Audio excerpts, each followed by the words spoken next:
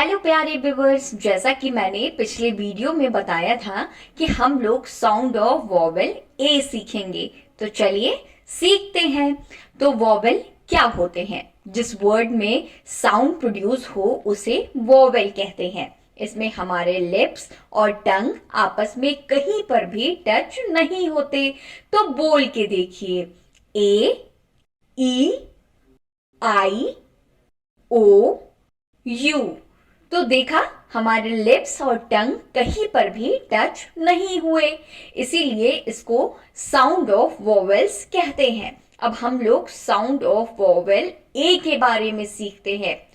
3 letter sound of vowel A words जैसे rat, cat, bat, mat, sad, hat हैं। तो आपने देखा, इन वर्ड्स में साउंड ऑफ ए मिड में यूज हो रहा है। आइए अब देखते हैं 4 letter sound of vowel A words को, जैसे ball, mall, tall, card, hall, flag. तो आप लोगों ने देखा साउंड ऑफ वॉवेल ए का यूज।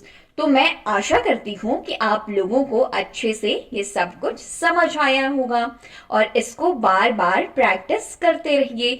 मैं मिलती हूँ नेक्स्ट वीडियो में। इसमें हम लोग साउंड ऑफ वॉवेल ई के बारे में सीखेंगे। तब तक के लिए खुश रहिए। Bye bye.